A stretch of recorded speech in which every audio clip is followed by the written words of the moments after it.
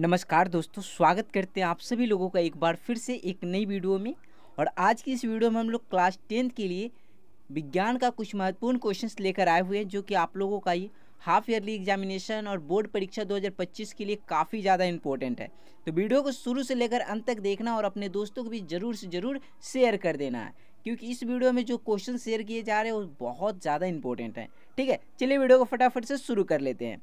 यहाँ पर देखिएगा, पहला क्वेश्चन हमारे पास है। पहला क्वेश्चन क्या किया जा रहा है कि रासायनिक अभिक्रिया में भाग लेने वाले पदार्थ को क्या कहते हैं। रासायनिक अभिक्रिया में भाग लेने वाले पदार्थ को क्या कहते हैं। इसका सही जवाब क्या हो जाएगा? अभिकारक। जो जो पदार्थ रासायनिक अभिक्रिया में भाग लेते हैं उसको हम लोग क्या कहते हैं? अभिकारक कहते हैं। ठीक है, ऑप्शन ए आपका यहाँ पर बिल्कुल सही जवाब हो जाएगा। ठीक है, आगे बढ़ते हैं। अगला क्वेश्चन देखिएगा, यहाँ पर दूसरा क्वेश्चन है, रासायनिक अभिक्रिया का फलस्वरूप बने पदार्थ को क्या कहते हैं। अब देखिए, भाग लेने वाला को तो अभिकारक कहते हैं, लेकिन अभिक्रिया के फलस्वरूप अभिक्रिया के बाद में जो पदार्थ बनता है उसको हम लोग क्या कहते हैं? उसको उत्पाद कहते हैं। क्या कहते हैं? उत्पाद। ऑप्शन बी आपका यहाँ पर सही जवाब हो जाएगा। ठीक है, चलिए आगे बढ़ते हैं अगले क्वेश्चन की तरफ।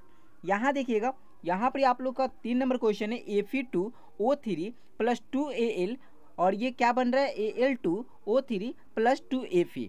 ऊपर दी गई अभिक्रिया किस प्रकार की है? तो ये अभिक्रिया जो है ये किस प्रकार का अभिक्रिया आप लोग से पूछा जा रहा है। यहाँ पर ऑप्शन देख लीजिएगा, संयोजन अभिक्रिया, द्विविस्थापन अभिक्रिया, वियोजन अभिक्रिया या विस्थापन अभिक्रिया। यहाँ पर सही जवाब क्या होगा? तो यहाँ पर आप लोग देख रहे हैं कि अधिक अभिक्रियाशील धातु जो है, अधिक अभिक्रियाशील धातु कम अभिक्रियाशील धातु को उसकी यौगिक से विस्थापित कर दे रहा है। जैसे Al जो है अधिक अभिक्रियाशील धातु है, Fe मतलब लोहा जो है कम अभिक्रियाशील धातु है। तो क्या किया Al के उसके यौगिक से Fe को उसके यौगिक से विस्थापित कर दिया, उसको यौगिक से उसको हटा दिया, उसके समूह से उसको हटा दे रहा है।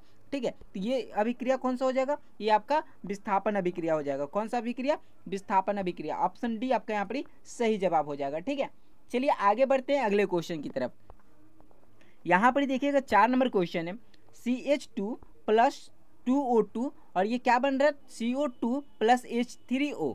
ठीक है, अब प्लस में ऊर्जा आ रहा है, मतलब यहाँ पर क्या हो रहा है कि यहाँ पर उत्पाद के निर्माण के साथ साथ ऊर्जा उत्पन्न हो रहा है। जब उत्पाद के निर्माण के साथ साथ ऊर्जा उत्पन्न होता है तो इसको हम लोग क्या कहते हैं? इसको हम लोग ऊष्माक्षेपी अभिक्रिया कहते हैं। ऊष्माक्षेपी अभिक्रिया। तो 4 का ऑप्शन कौन सा ऑप्शन से हो जाएगा? ऑप्शन आपका ए यहाँ पर सही जवाब हो जाएगा। ठीक है, चलिए आगे बढ़ते हैं अगले क्वेश्चन की तरफ। यहाँ पर देखिएगा, यहाँ पर 5 नंबर क्वेश्चन है। 5 नंबर क्वेश्चन आपसे किया जा रहा है कि निम्नांकित में से किस अभिक्रिया में 2 अलग अलग परमाणुओं या परमाणुओं के समूह का आपस में आदान प्रदान होता है। निम्नांकित में से किस अभिक्रिया में 2 अलग अलग परमाणु या परमाणुओं के समूह का आपस में आदान प्रदान होता है? तो ये आपका द्विविस्थापन अभिक्रिया में होता है। ठीक है, द्विविस्थापन अभिक्रिया में एक समूह अपने जो पदार्थ है उसको दूसरे को शेयर कर दे, दूसरा अपना और दूसरे को परमाणु शेयर करते हैं। ठीक है, तो यहाँ पर कौन सा ऑप्शन सही हो जाएगा? ऑप्शन आपका डी सही जवाब हो जाएगा। Option D. ठीक है, द्विविस्थापन अभिक्रिया। चलिए आगे बढ़ते हैं अगला क्वेश्चन देखिएगा। यहाँ पर 6 नंबर क्वेश्चन देखिएगा, रासायनिक अभिक्रिया को संतुलित किस नियम के आधार पर किया जाता है? तो रासायनिक अभिक्रिया को संतुलित किस नियम के आधार पर किया जाता है? द्रव्यमान संरक्षण के नियम के आधार पर। किस नियम? द्रव्यमान संरक्षण के नियम के आधार पर। कौन सा ऑप्शन से हो जाएगा? ऑप्शन ए आपका यहाँ पर सही जवाब हो जाएगा। ठीक है, चलिए आगे बढ़ते हैं अगले क्वेश्चन की तरफ। यहाँ पर देखिएगा 7 नंबर क्वेश्चन है, BaCl2 N2SO4। ठीक है, फिर क्या बन रहा है उत्पाद में? देख लीजिएगा, BaSO4 2NaCl।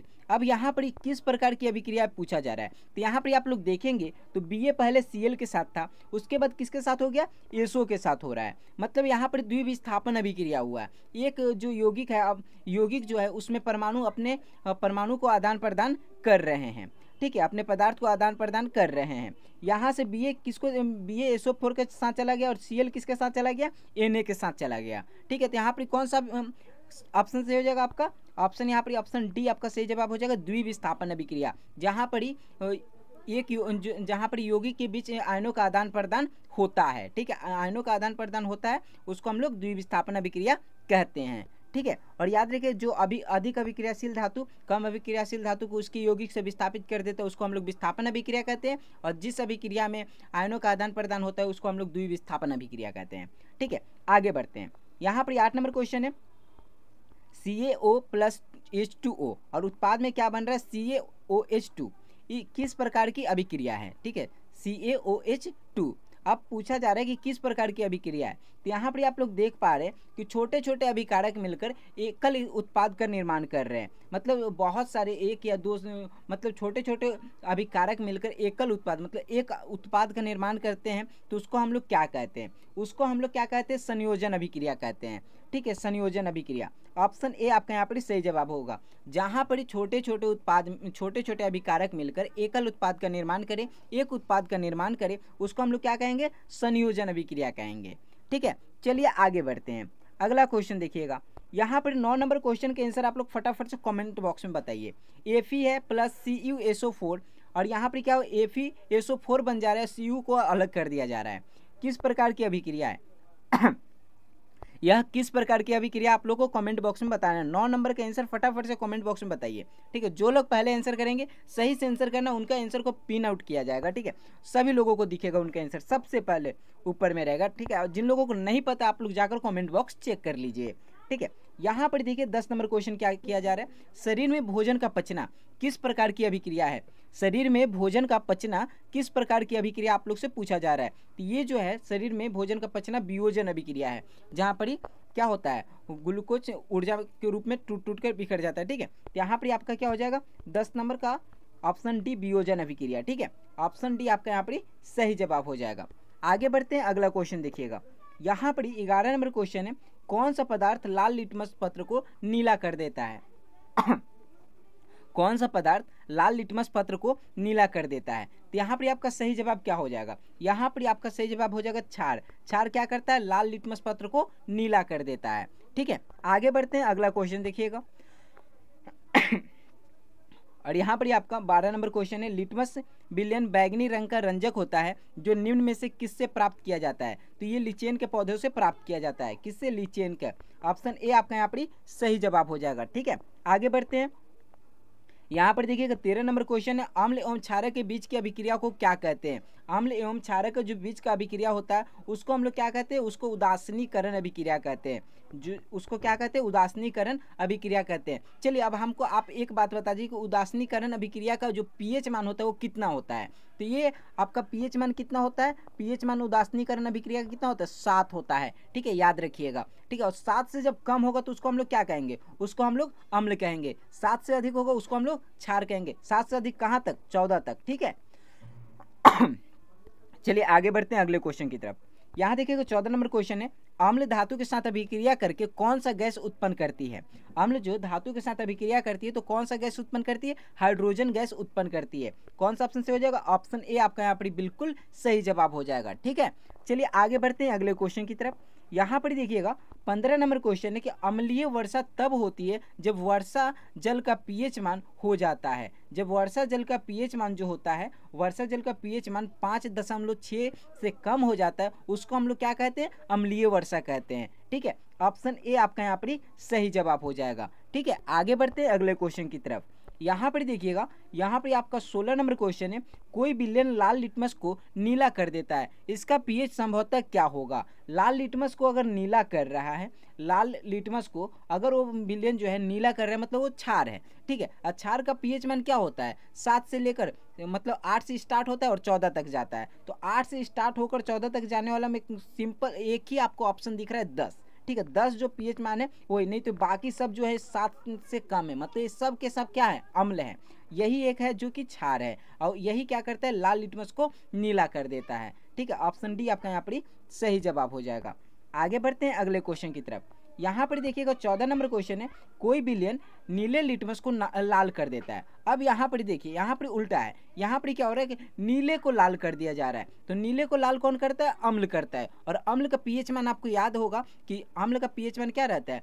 अम्ल का pH मान 7 से कम रहता है। ठीक है, और 7 से यहाँ पर कम कौन सा ऑप्शन दिख रहा है? ऑप्शन सी दिख रहा है। ठीक है, ऑप्शन सी 2। ठीक है, यही आपका क्या हो? इसका सही जवाब हो जाएगा। कोई विलयन नीले लिटमस को लाल कर देता है, इसका pH संभवतः क्या होगा? 2 होगा। ठीक है, ये आपका उत्तर हो जाएगा। चलिए आगे बढ़ते हैं।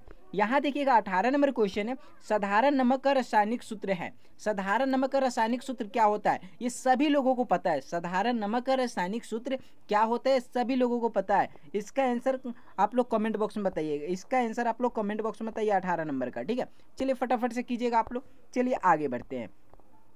यहाँ पर ही 19 नंबर क्वेश्चन है, विरंजक चूर्ण का रासायनिक सूत्र क्या होगा। विरंजक चूर्ण का रासायनिक सूत्र क्या होगा, याद रखिएगा CaOCaOCl2। क्या होगा, CaOCl2 होगा, ये विरंजक चूर्ण का रासायनिक सूत्र। ठीक है, आगे बढ़ते हैं, अगला क्वेश्चन देखिएगा। यहाँ पर 20 नंबर क्वेश्चन है, सिरका में कौन सा अम्ल पाया जाता है। सिरका में कौन सा अम्ल पाया जाता है, तो एसिटिक अम्ल पाया जाता है। सिरका में कौन सा अम्ल पाया जाता है, एसिटिक अम्ल। ऑप्शन ए आपका यहाँ पर सही जवाब हो जाएगा। ठीक है, आगे बढ़ते हैं, अगला क्वेश्चन देखिएगा। यहाँ पर आप लोग का 21 नंबर क्वेश्चन है कि तांबा और जस्ता के मिश्र धातु को क्या कहते हैं। तांबा और जस्ता के मिश्र धातु को क्या कहा जाता है, पित्तल कहा जाता है। क्या कहा जाता है, पित्तल। ऑप्शन ए आपका यहाँ पर सही जवाब हो जाएगा। ठीक है, आगे बढ़ते हैं, यहाँ देखिएगा 22 नंबर क्वेश्चन है, सीना बार किसका ऐसक है। सीना बार जो है वो किसका ऐसक है, ये आपका पारा का ऐसक है। किसका, पारा का। ऑप्शन बी आपका यहाँ पर सही जवाब हो जाएगा। ठीक है, आगे बढ़ते हैं, यहाँ देखिएगा 23 नंबर क्वेश्चन है, निम्न में से किसे चाकू से काटा जा सकता है। निम्न में से किसे चाकू से काटा जा सकता है, लिथियम को, कैल्शियम को, तांबा को, लोहा को। अब बहुत लोग आंसर देंगे सर सोडियम को काटा जा सकता है, तो सोडियम तो ऑप्शन में है ही नहीं। अब आप लोग को बताना है कि निम्न में से किसे चाकू से काटा जा सकता है, तो यहाँ आपका सही जवाब क्या हो जाएगा, लिथियम। ठीक है, ऑप्शन ए आपका यहाँ पर सही जवाब हो जाएगा। ठीक है, आगे बढ़ते हैं, अगला क्वेश्चन देखिएगा। यहाँ पर 24 नंबर क्वेश्चन है, सोडियम को किसमें डुबोकर रखा जाता है। सोडियम को किसमें डुबोकर रखा जाता है, तो इसका सही जवाब क्या हो जाएगा, मिट्टी तेल में। मिट्टी तेल में सोडियम को डुबोकर रखा जाता है। ठीक है, ऑप्शन बी आपका यहाँ पर सही जवाब हो जाएगा। चलिए आगे बढ़ते, अगला क्वेश्चन देखिएगा। यहाँ पर 25 नंबर क्वेश्चन है, कौन सी मुलायम धातु को चाकू से काटा जा सकता है। कौन सी मुलायम धातु को चाकू से काटा जा सकता है। यहाँ पर आपका सही जवाब क्या होगा, यहाँ पर आप लोग को आंसर पता होगा। चलिए आंसर इसका बताइएगा। ठीक है, ऑप्शन सी आपका यहाँ पर आंसर हो जाएगा, सोडियम। ठीक है, ऑप्शन सी आपका सोडियम सही जवाब हो जाएगा। ठीक है, आगे बढ़ते हैं, अगला क्वेश्चन देखिएगा। यहाँ पर 29 नंबर क्वेश्चन है, कौन सा धातु कमरे के ताप पर द्रव होता है। कौन सा धातु कमरे के ताप पर द्रव अवस्था में पाया जाता है, तो ये आपका क्या हो जाएगा, पारा। ठीक है, अब चलिए अगर यहाँ पर आपसे अधातु पूछ ले तो अधातु क्या हो जाएगा, ब्रोमीन हो जाएगा। ठीक है, कौन सा अधातु कमरे के ताप पर द्रव अवस्था में पाया जाता है, तो ब्रोमीन। याद रखिएगा, धातु पूछे तो पारा, अधातु पूछे तो ब्रोमीन। ठीक है, चलिए आगे बढ़ते हैं, अगला क्वेश्चन देखिएगा। यहाँ पर 27 नंबर क्वेश्चन है, सबसे कठोर तत्व कौन है। सबसे कठोर तत्व कौन है, कार्बन, हीरा, सोना, चांदी। चलिए 27 का भी आंसर आप लोग को कमेंट बॉक्स में बताना है। आगे बढ़ते हैं अगले क्वेश्चन की तरफ। यहाँ पर 28 नंबर क्वेश्चन है, एक अधातु जिसमें चमक होती है। एक ऐसा धातु का नाम बताइए जिसमें चमक होती है, वो कौन सा ऑप्शन हो जाएगा, आयोडीन। ऑप्शन बी आपका यहाँ पर सही जवाब हो जाएगा। ठीक है, चलिए आगे बढ़ते हैं, अगला क्वेश्चन देखिएगा। यहाँ पर 29 नंबर क्वेश्चन है, वह कौन सा धातु है जो विद्युत का सुचालक है। वह कौन सा धातु, आपको पता है कि धातु विद्युत का जो होता है कुचालक होता है, लेकिन यहाँ पे आप लोग को वो बताना है कि वह कौन सा धातु है जो विद्युत का क्या होता है, सुचालक होता है। तो ग्रेफाइट। और ये कहाँ पाया जाता है, पेंसिल में आप लोग देखोगे ब्लैक वाला। ठीक है, वही ग्रेफाइट है, वो विद्युत का सुचालक होता है। चलिए आगे बढ़ते हैं अगले क्वेश्चन की तरफ, और ये आपका आखिरी क्वेश्चन इस वीडियो का। 30 नंबर क्वेश्चन क्या है, इनमें से कौन ठंडे जल के साथ तेजी से अभिक्रिया करता है। इनमें से कौन ठंडे जल के साथ तेजी से अभिक्रिया करता है, तो आपका हो जाएगा सोडियम। ऑप्शन बी आपका यहाँ पर सही जवाब हो जाएगा। ठीक है, तो दोस्तों इस वीडियो में हम लोग टोटल 30 क्वेश्चन किए हैं, ये काफ़ी ज़्यादा इंपॉर्टेंट है, तो इस वीडियो को अपने दोस्तों को भी शेयर जरूर से जरूर कर दीजिएगा। ठीक है, और सभी चैप्टर से रिलेटेड आप लोग को अगर और क्वेश्चन देखना है तो आप लोग को नीचे डिस्क्रिप्शन बॉक्स में लिंक दिया हुआ है, वहाँ पर जाकर आप लोग देख सकते हैं। ठीक है, वहाँ पर ही बहुत सारे सब्जेक्टिव क्वेश्चन को भी टैग किया गया है कि कौन कितना ज़्यादा इंपॉर्टेंट है, जो आप लोग का 2025 बोर्ड एग्जाम के लिए काफ़ी ज़्यादा मदद करने वाला है। सब्जेक्टिव क्वेश्चन और ऑब्जेक्टिव क्वेश्चन जो आप लोग का अभी तक पता चल रहा है कुछ सूत्रों की मदद से। ठीक है, कुछ न्यूज़ जो आ रहा है उस हिसाब से बताया जा रहा है कि आपका जो ये होने वाला है 1 अक्टूबर को जो आप लोग का हाफ ईयरली एग्जामिनेशन हो रहा है, उसमें आप लोग का ऑब्जेक्टिव क्वेश्चन आ रहा है। ठीक है, तो ऑब्जेक्टिव के लिए तैयारी आप लोग वहाँ से कर सकते हैं, और सब्जेक्टिव भी वहाँ पर इंपॉर्टेंट टैग किया हुआ है, जाकर आप लोग देख सकते हैं। ठीक है, तो चलिए फिर मिलते हैं अगले वीडियो में। बहुत बहुत धन्यवाद आप सभी लोगों का। Thank you. जय हिंद, जय भारत।